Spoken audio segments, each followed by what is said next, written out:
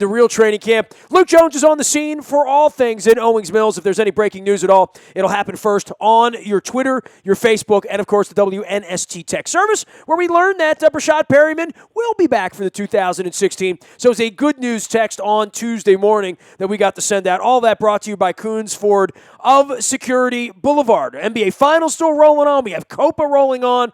But it is baseball season, and the Orioles and the Red Sox continuing to duke it out at Fenway Park this week for first place, and nothing better than a first-place battle in June. We welcome in from Boston and WCVB Channel 5 there, where he is their sports anchor, and you can follow his journey out on Twitter as well at Lynchy WCVB. We welcome Lynchy in, the man, the myth, the legend, Mike Lynch, back on with us, one of our defending champions talking all things baseball. You know, first place should mean more than this in Baltimore, Mike. I thought we'd be selling more tickets and getting more excitement. I don't know that first place gets anybody excited in Boston, certainly not in June. My wife's a Red Sox fan, and she's like, they'll blow it later in the summer. I said, that's the old philosophy, honey. Well, that's the philosophy we had here for 86 years until we finally broke the curse in 2004. So I know exactly what your wife and everybody else in Baltimore is thinking about. After a couple of years ago when you had the best record in the American League and then went down in the playoffs, everyone went, they teased us again. When's it going to happen again? But,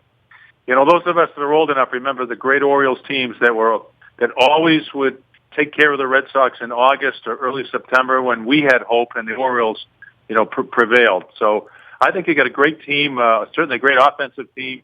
You got a great starter in Tillman, a great closer in Britton, and then Manny Machado might be the MVP of the American League. Well, I keep hearing more about that. And, for the Red Sox, it's been this incredible blossoming of young talent. Bradley and Betts and obviously Bogarts as well. This has been an awakening, I think, for the youthful movement, especially in an offseason where you spend all the money on Price, you go and get Kimbrel on the backside of the Ramirez and the Sandoval experiments not going so well last year. This on again, off again, this feels like it's on again for this version of the Red Sox. They've waited and they've taken their lumps with some of these young guys now to get them to the point where they're not just productive. Teams hitting 300 as a team, this is unheard of, Lynchy.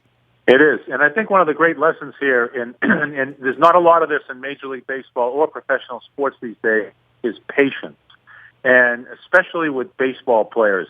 These guys come in. Jackie Bradley Jr. was a phenom about 3 years ago in spring training. He hit over 400. They brought him up, and then he was a bust. They sent him down to AAA. And that's where he stayed. Now he's blossomed into one of the best defensive center fielders, and certainly has become an offensive force. He's hitting with power. He had a 29-game hitting streak.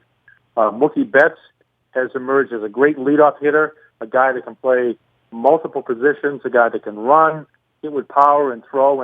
And all these guys are 4 or 5 tool guys. The Red Sox used to be, their outfielder used to be guys that could just mash the ball. Jim Rice, Dwight Evans, Kyle Yastrzemski, Fred Lynn, on it went, Manny Ramirez. But you got guys that can hit, run, hit with power, throw, steal bases, and it's an exciting and a different team than we're used to seeing here in Boston. Well, when you talk about patience, when you're out there and they're getting their brains beaten in and Valentine can't figure it out a couple of years ago, it was these young players sort of underperforming and needed to be counted on. We haven't really had that. Maybe Reimold and certainly Brian Mattis. Obviously, Arrieta was a guy that, they gave 80 starts to over the better part of 5 years, who never figured it out, who's now going to the Hall of Very Good out in Chicago. But you wait and you wait and you wait, and it winds up costing you seasons. The Orioles haven't had to wait on Machado really or Scope. Those guys have come in and they've looked like Major League Baseball players. There certainly were some times for Betts and Bradley and definitely Bogarts early on where you're like, maybe they need to go to Pawtucket and get some more seasoning, except the Red Sox had no plan B at that point, right? No, I didn't. Well, especially Bogarts, because he was shuttling back and forth between third base. Will Middlebrooks was the third baseman. He got hurt. So they put Bogarts over at third base because they had a void there. They could find a couple of guys that could fill in at shortstop. And, it's like being shortstop's a position where you got to know you're playing there every single night. It's like a quarterback. A quarterback can't be walking in every day saying, am I going to start today? Am I going to play yanked in the second quarter? If you're a shortstop and I'm going to be there every single day, it really does something to your mindset and your psyche. And you can just start focusing on other things, things like that, like hitting to the opposite field, hitting with power, and he's really settled into a comfort zone right now. And he's only 23 years old, and he most likely could make. I mean, he's one of many great young shortstops in the game now, but it's an excellent chance that Bogaerts will probably be on the All-Star team, and his numbers are staggering offensively. He leads the American League in batting, and he's a stellar defensive player as well. And he's really turned into emerged as one of the leaders of this team. 31 years you've been watching this, right? And, I mean, there was a point where Boston couldn't win outside of the Celtics. Now everybody wins there. And, being in first place in June is just, I guess sort of maybe taken for granted to some degree in the modern era, but very, very difficult to do. And to have all of this go right and to have Ortiz be as big a part of this at this point. Lots of people were writing him off 5, 6, 7 years ago. It's astonishing. And every time he hits a home run around here, we're mentioning the S word, obviously, right? Yep. But I don't think, and talking to him last year when I did my tour and went to all the ballparks, I had no idea until I talked to some of the beat writers about how much he's in the training room and how bad his feet are. And we saw him comically not even really run out a double and get thrown out at second base 2 weeks ago. I tweeted an hour later, has he arrived at second base yet? For a guy that's got no wheels to have 27 doubles is really otherworldly, right? Yeah, and he's got over 600 career doubles. I mean, he's like a couple of home runs and a couple of batting points away from being the Triple Crown leader in the American League. I mean, it's staggering. He wears a baggy uniform. We see him a lot. When he's got a T-shirt on, and he's really. He's pretty ripped. He's not as heavy as his uniform makes him look. No, he can't run the bases. But I tell you what, his bat speed is as good as it's ever been. And one of the big telltale signs is in batting practice. If you don't look good in batting practice, it's pretty much time to go. And we've seen a lot of hitters over the years in Boston in particular. Jim Rice, Dwight Evans, Rich Gedman. You could just see their bat speed go. And David Ortiz's bat speed is as good as it's ever been. There was a Yankee series, Sunday night game against the Yankees where they were measuring his bat speed and then the velocity of the ball leaving the bat going out of the ballpark. And it was just staggering. I mean, he has the bat speed and the quickness of a 24 and 25-year-old. Mike Lynch joining us here. He is at WCVB in Boston, longtime sports anchor there and monitoring all things Red Sox. And, you talk about making it look easy.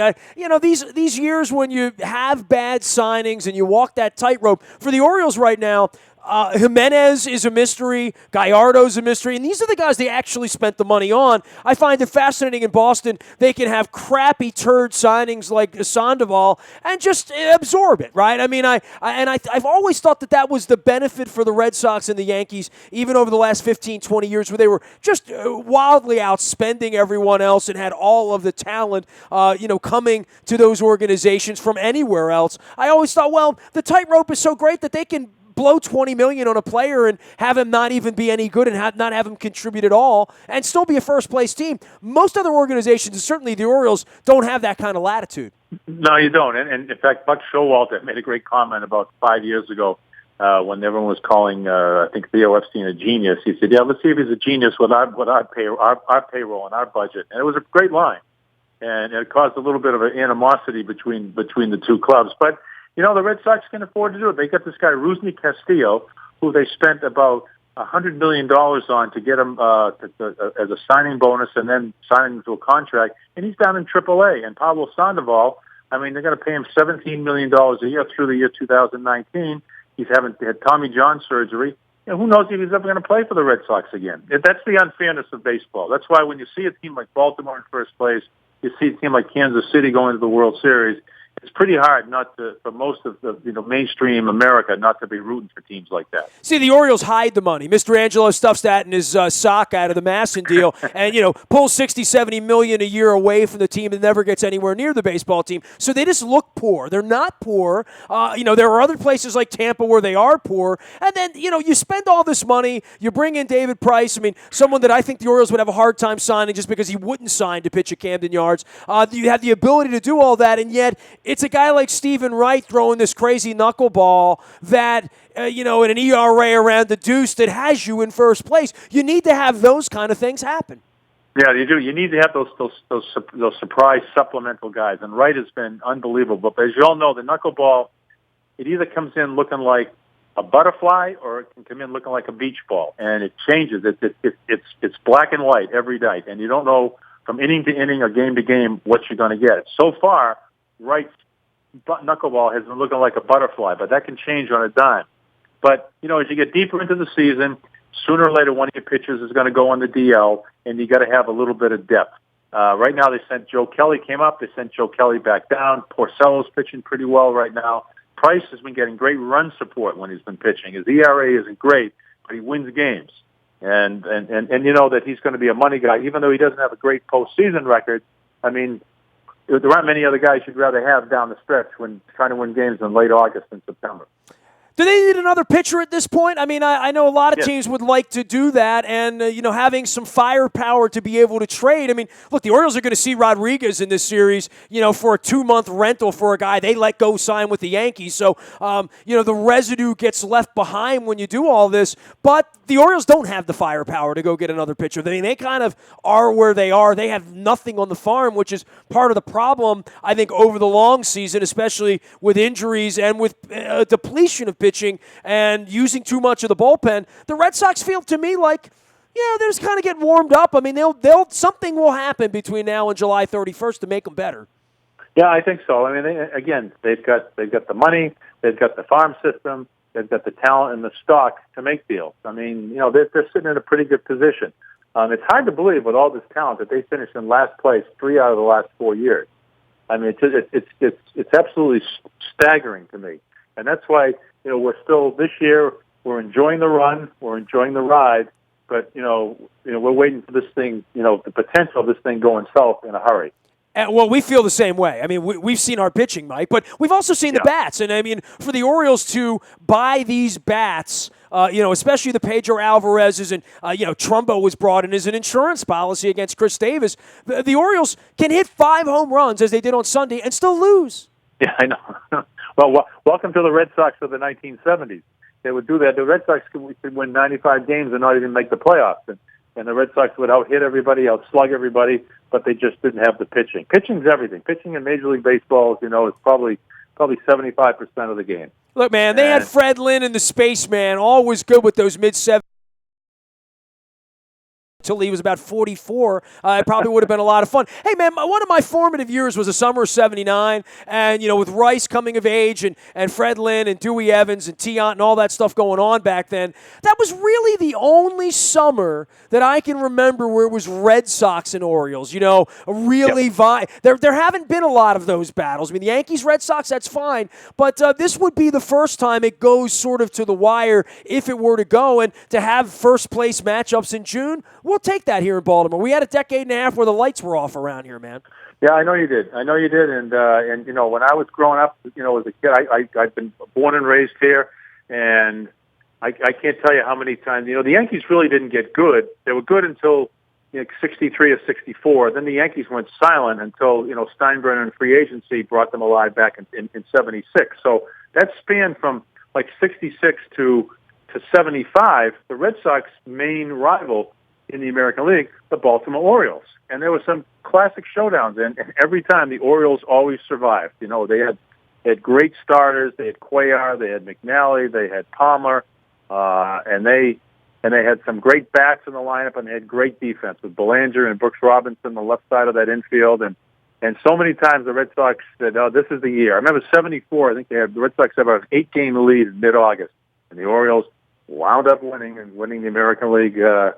I can't remember if there were divisions then at that time, but they finished ahead of the Red Sox. I was at those playoff games when Catfish Hunter and Blue Moon Odom and Vida Blue came in here. So yeah, I remember my broken heart of those eras as well. So we'll see who gets the broken heart this year. It's always great having you on, man. I appreciate the time. I was going to sneak up to New England this weekend to try to see Messier play on Saturday night.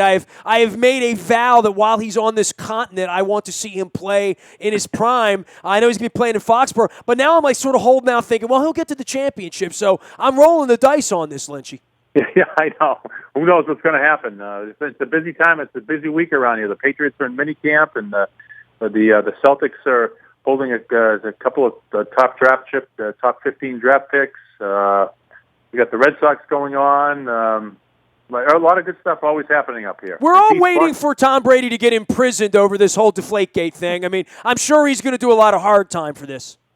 This is brutal. It's the worst story I've ever covered. It's beyond belief. If he had anything to do with it, all he had to say at the beginning was, "Geez, I didn't think it was a big deal. $5,000 fine. See you later." And now it's being treated like it's a capital crime.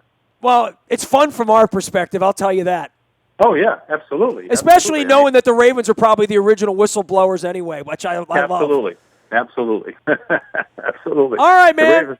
All right, pal. Thanks for having me on. Great having you on. See you later. There he goes, Mike Lynch up in Boston at WCVB since September of 1985. That's a long time. As long as my journalism career. I was at the Baltimore News American in September of 1985. It was about to go out of business. I wasn't driving that bus. I want to make that clear. You can find me out on Facebook Live as well as WNSTV. I appreciate all the comments, the fun. I'm streaming out there trying to make a little WNST bigger and better as we've been known to do. Anything you miss, you can find in the Buy a Toyota Audio Vault 24 hours a day from anywhere in the world on your mobile device. Just download the TuneIn Radio app. We do come in crystal clear and loud wherever you are. The morning newspaper comes to your email inbox at 7 a.m. every morning. That's powered up by Planet Fitness and PlanetFitness.com. And last but never, ever least, breaking news. It happens first on your WNST tech service on your mobile device. That's all brought to you by Coons Ford of Security Boulevard. You can reach me, nasty at WNST.net, Twitter, Facebook, LinkedIn, Instagram, Snapchat, anywhere you are. We are WNST.net, AM 1570, and WNST Taos in Baltimore. And we never stop talking Baltimore sports.